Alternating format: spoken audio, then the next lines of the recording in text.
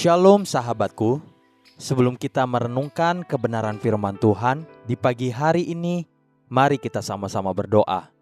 Tuhan Yesus, kami berterima kasih untuk pagi hari ini.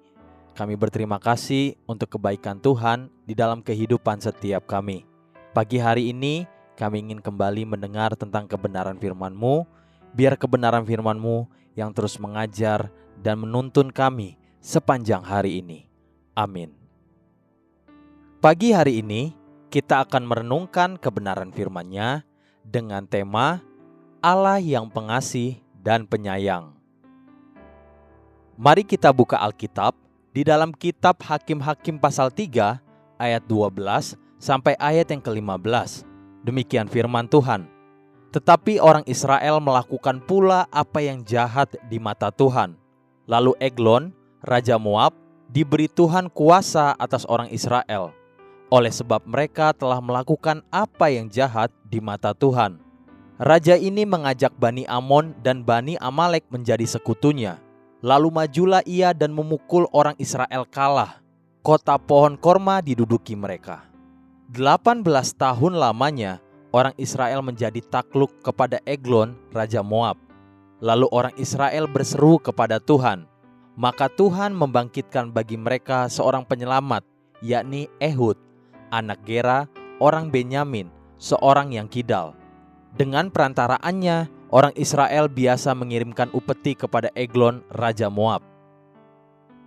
Sama seperti hidup kita juga, bagi Israel pun ada masa-masa paceklik atau masa kesulitan yang harus mereka hadapi. Namun terkadang, kesulitan dan kesukaran yang kita hadapi itu adalah akibat dari kesalahan kita sendiri. Bagi Israel pada waktu itu, dimulai dari Hakim-Hakim pasal 3 ayat 12 yang berkata, "Tetapi orang Israel melakukan pula apa yang jahat di mata Tuhan. Lalu Eglon, Raja Moab, diberi Tuhan kuasa atas orang Israel. Oleh sebab mereka telah melakukan apa yang jahat di mata Tuhan." Kejahatan atau kesalahan bangsa itu telah mendatangkan kesulitan bagi diri mereka sendiri. Sehingga atas seizin Tuhan, mereka melihat kebangkitan Eglon Raja Moab. Selama 18 tahun mereka mengalami tekanan sampai mereka bertobat dan sadar akan kesalahan mereka. Dan Tuhan tidak pernah melupakan mereka. Kemudian Tuhan membangkitkan Ehud, seorang hakim-hakim yang memerintah atas Israel, dan terjadilah Hakim-Hakim pasal 3 ayat 28 sampai ayat yang ke-30. Berkatalah ia, Ehud, kepada mereka, "Ikutlah aku, sebab Tuhan telah menyerahkan musuhmu orang-orang Moab itu ke dalam tanganmu." Maka turunlah mereka mengikuti dia, lalu mereka merebut tempat penyeberangan sungai Yordan ke Moab, dan tidak seorang pun dibiarkan mereka menyeberang. Pada waktu itu, mereka menewaskan kira-kira 10.000 orang dari Moab. Semuanya orang yang tegap dan tangkas, seorang pun tidak ada yang lolos.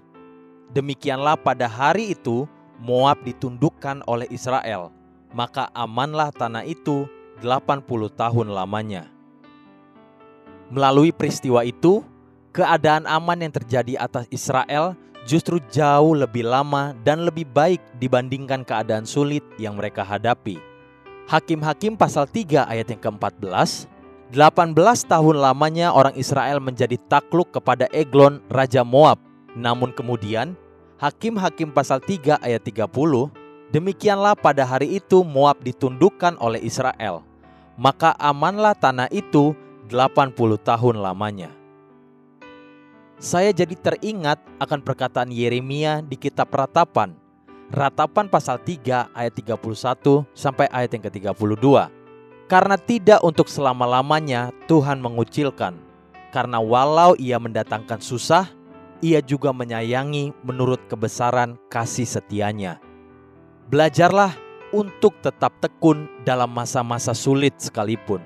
Tuhan tidak akan membiarkan kita bergumul sendirian. Haleluya. Sahabatku, mari kita sama-sama berdoa. Terima kasih Bapa Surgawi. Aku bersyukur sebab Engkau baik dan tidak untuk selamanya Engkau membiarkan anak-anak-Mu bergumul dalam kesulitan. Amin. Jesus loves you and so do I.